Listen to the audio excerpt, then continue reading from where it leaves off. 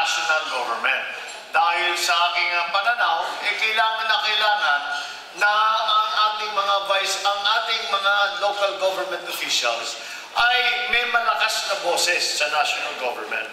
Napuna natin sa nakaraang ilang taon na merong meron tayong nararamdaman na parang ang national government, kuminsan, ang kanilang pag-iisip ay ang national government lamang ang pwedeng gumawa ng kabutihan, ang pwedeng gumawa ng tulong para sa ating mga kababayan. At sinasabi, basta kami na lang lahat at hindi naman kaya ng mga local government officials. Lagi ako nakikipagdebate sa kanila pagka sinasabi nila yun. At lagi ko sinasabi, baliktad ang inyong pag-iisip. Dapat pakinggan niyo muna ang mga local government officials at sila ang nakakaalam kung ano ang sitwasyon, ang tunay na sitwasyon, kung ano talaga ang lagay ng kanilang constituency sa bawat lugar. At hindi nyo malalaman. Hindi naman po pwede. At siyempre, meron tayong mga common issues sa local government na kulang sa pondo, yung mga ating infrastruktura, yung agrikultura, lahat yan ay common. Pero bawat lugar ay nakakaiba. Kaya lagi ko sinasabi, baliktad ang ating kuminsan na ating pag-iisip na sinasabi ang national government ang mag-uutos sa local government kung ano ang gagawin doon sa lugar nila.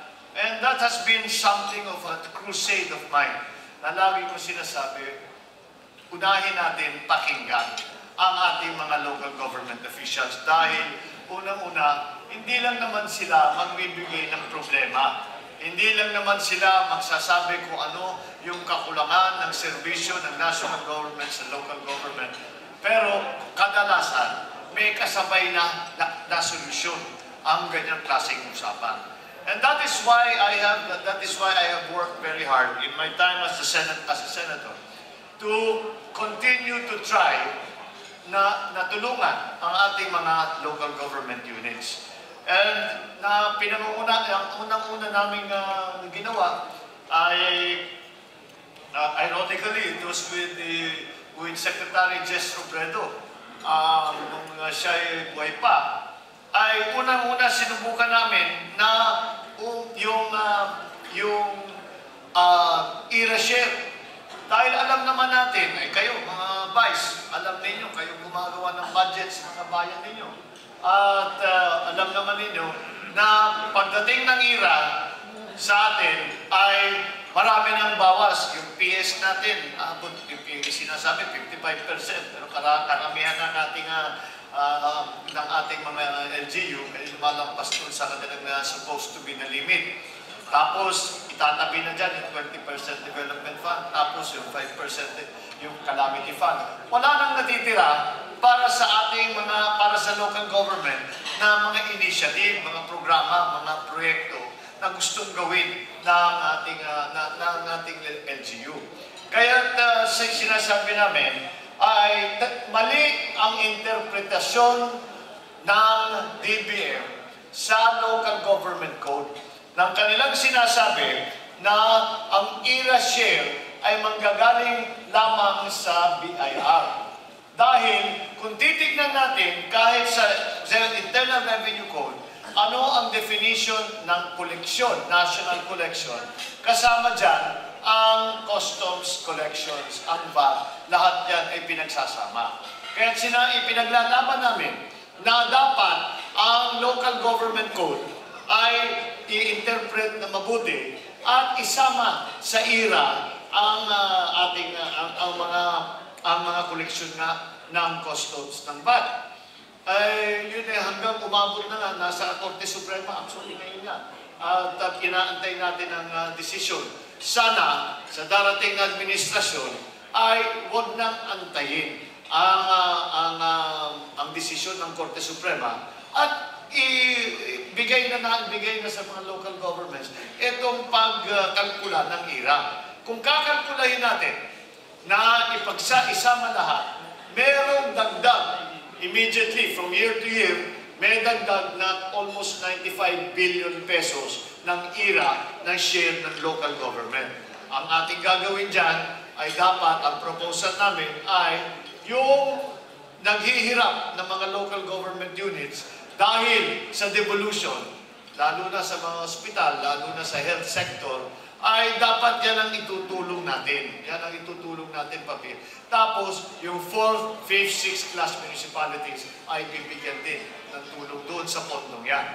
Kaya makikita po natin na talagang merong pamamaraan pa na maaaring gawin.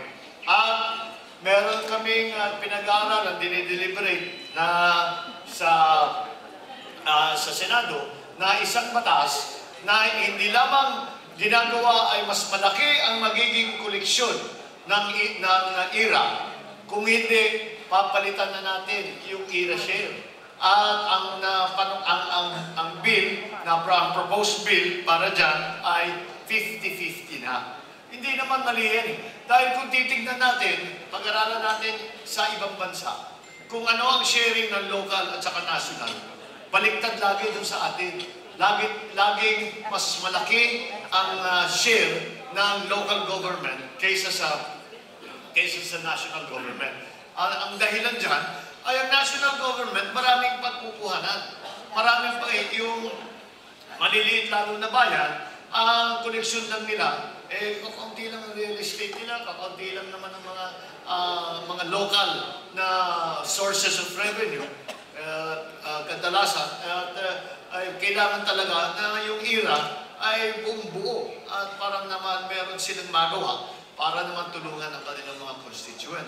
Kaya yan, ang dalawang bagay na yan, pagka naging batas yan, ang problema lamang is that very soon after this was proposed, ay medyo ang palasyo sinabi kagad hindi pwede. Hindi sila tatanggap, hindi nila pag-uusapan, hindi nila kahit na pag-aaralan, basta hindi pwedeng gawin. Kaya naman medyo nalulungkot ako na hindi na yung naunawaan ng national government ang mga problema, ang mga talagang hinaharap sa local government. Kung titignan natin, may lang yata tayo nakarinig na February pa lang, Marso pa lang, ginagawa ng savings ang mga pondo sa mga infrastructure development. Paano mo naman masasabi Pebrero pa lang na hindi na matutuloy yung project? Paano mo sasabihin na Marso pa lang na failed na yung proyekto? Parang ang tendency ngayon ay dinadala, kung pwedeng pumunta sa national, pwedeng pumunta sa local, laging dinadala sa national. Sa palagay ko, hindi ako sang-ayon talagang, hindi ako sang-ayon dyan. Dahil ito ay sa palagay ko, kailangan na manggaling sa ilalim, sa grassroots. Kailangan manggaling sa ilalim ang pag-develop. Kagaya na dahil nga sa pagsasabi ko, kung titignan natin, kung pakikinggan natin ang mga local government officials, ay maliwanag na pag pinag-aralan natin ang mga suggestion ng mga local government officials, doon manggagaling ang mga malalaking project na gagawin, na programa na gagawin ng national government. And so this has been my advocacy. It has been something that I have been working on practically since I was in local government. Kasama kami na ipaglaban nung nag-file kami ang ulap ng kaso sa Supreme Court nung tagal na rin doon. I was still governor then, na hindi pwedeng na automatic appropriation yung IRA share ng local government. Yung iba sa inyo na matagal sa local government, maalala ninyo na sinubukan sa Senado na i-delay ang pagbayad ng IRA dahil may kailangan daw ipambayad sa utang. Ang argument namin, sabi ko, bakit kami ang pinaparusahan ninyo dahil may utang ang national government?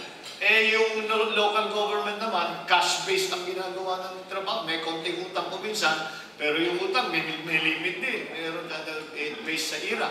So, hindi dapat. Kaya naipanalo natin yung kasong yan. At ngayon, automatic appropriation na ang IRA share ng local governments. Ito naman ang aking, kagaya na sabi ko, mula nang umpisa, ay talaga namang nauunawaan ko at naranasan ko. I experienced it myself, the difficulties that the local government has to go through, the difficulty with the partnership with the national government. I believe that I have continued to believe, I have always fought for the local government, not only in terms of funding, but also in terms of the organization of our local government units. How many times has it happened na mangyari na may bagong batas that mandates the creation of a task force on housing? Sasabihin natin, o sasabihin sa atin sa local government, kailangan magkaroon ng task force para dito sa bagay. Task force on climate change, task force on kung ano-ano. Pero, ay anong gagawin? May extra item pa na binibigay? Wala. Meron bang kakayahan? Halimbawa, something like climate change, napaka-technical yan. Eh, may tao ba tayo? Meron ba bawat bayan ba? Meron tao na makakasabi na expert sila sa climate change. Expert sila, pwede silang mag-head ng task force. Hindi maaaring gawin yun. Kaya, parang kuminsan, palayo na ng palayo ang national government sa local government. Kaya, kung kahit saan man ako, ay talagang ito ay naging kasama sa aking trabaho. Ito ang naging kasama sa aking panindigan na bigyan ng pagkakataon ang ating mga local government officials para ipakita nila at magawa nila ang kanilang mga initiative, ang kanilang mga at ilabas nila ang kanilang kakayahan. Kailangan may tiwala tayo, mas magandang tiwala natin sa ating mga local government officials. Dahil unang-una, lahat naman kayo ay nahalal. Lahat naman kayo ay pinili ng tao. Kaya dapat pakinggan namin kayo. When we talk about Vox Populis, Vox Deo, then that includes all elected officials. And that is what I have continuously been trying to remind our colleagues in the national government. It has been a difficult and uphill battle. Because, as I said, the attitude in the past few years has been that only the national government can put together big programs, can put together big projects to help the people. Whereas, in truth, ang katotohanan, it is the local government it is those of you, those of us. I still feel that in my heart, I still sometimes refer to myself as being part of local government. And that has been something that I have truly believed in. And it is something that I hold very close to my heart. And it is something that I will always continue to work for. Ang kailangan talaga ay hindi ko sinasabi na dapat laging nangunguna ang local government. Ang sinasabi ko, hindi naman dapat laging nangunguna ang national government. Ang dapat mangyari ay mas magandang partnership. Hindi yung inuutusan na lang ang local government official tungkol dito, tungkol yan. Kundi dapat ay makipag-ugnayan, makipag-usap, makipagkonsulta sa ating mga local government officials. At lagi kong may yung mga aking mga nakakausap na matataas na official sa national government, pinapaalala ko sa kanila, tayo dito, nasa Manila tayo, na kami senador, kadalasan, anong kausap namin, mga high officials of the different departments, kung hindi, mga senador din, kung hindi, ang executive of the country. Eh, sabi ko, kuminsan, hindi natin naririnig yung naririnig ng mga local government officials. Dahil sa local government, hindi politiko lang ang kausap ninyo. Araw-araw kayong humaharap sa taong bayan. Araw-araw kayong hinihingi ng tulong. Araw-araw kayong hinahamon na nasaan na yung inyong pinangako. Anong nangyari dun sa ating pinag-usapan? Eh, kailangan talaga harapin ninyo yan. And that is why you are in a unique position to guide even the national government, to guide the national government in the policies and the programs and the plans of the national government, especially when it comes to your region, when it comes to your province, when it comes to your town. Kaya kahit na, kaya naman ako ay tumakbo bilang Vice President dito sa darating na halalan, dahil unang-una, sabi ko, kailangan akong bumalik. Sanay ako sa executive. At sa executive may ginagawa. Araw-araw may ginagawang bago. At nakikita mo yung ginagawa, nakakatulong ka ng tao, nagbabago ang kanilang buhay dahil sa inyong ginawa. Palagay ko naman maganda na ang ginawang trabaho ng ating mga legislator na sapat na ang batas. At siguro panahon na i-implementa na natin na mabuti yung batas na yan. And that is why I chose to return to the executive. Now, kaya naman, that's why I stand before you as your representative, not only in national government, but in all of government. It is a role that I have played for 5 years. It is a role that I have played even in the time that I was a congressman, even in the time that I was a governor.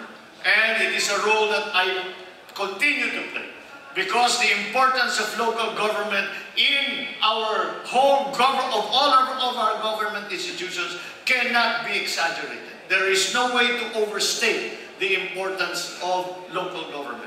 There is no way to overstate, to deny the fact that kung wala ang local government, walang mararamdaman na serbisyo ang taong bayan kahit ano pa magandang programa ng ating national government. Kung hindi kayo nagtatrabaho, kung hindi kayo nagtsatsaga, kung hindi ninyo ipinaglalaban, ay walang mararamdaman sa tapat. Kaya dahil dyan sa tapat na paniniwala kong yan, that is why if I am elected, and even if I am not elected, I will continue to try to represent, to give a voice to local government. I will continue to work for local government because that is my true belief. I hope that you see me as your partner, as your supporter, and in the end, your representative and your voice. Not only in national government, but in all the fora in which we, in local government, are asked for our opinions, for our suggestions, for a understanding of the situation in each of our local communities. The local communities must be strong. Otherwise, the national community cannot be strong. Hindi natin masasabi na matibay ang ating pamahalaan, hindi natin masasabi na matibay ang ating republiko kung hindi masasabi na matibay ang ating mga local government. Maganda ang partnership ng local at national at pinagsasama-sama natin lahat ng ahensya ng gobyerno para makipag-ugnay sa ating mga local government officials at sa ganung paraan ay pagandahin at pagandahin ang buhay ng ating mga kababayan at sa ganyang paraan ay kahit papano makapagbigay tayo ng kaunting ginhawa. I hope that all of you who have expressed support in the past will continue to do so that we, in this advocacy that we have, the work that we have, it is now no longer an advocacy, it is no longer something that a job that I am doing. It is now become a cause. This is my cause, to help local governments to make people understand, both in and out of government, how important the part that local government plays in our government, and how essential it is that we continue to work together well, in full partnership, not one as an advantage over the other, but in full partnership with the national government. With your help and with your support, we will achieve this final partnership, this final goal of being equal partners in progress. Thank you very much. Thank you very much.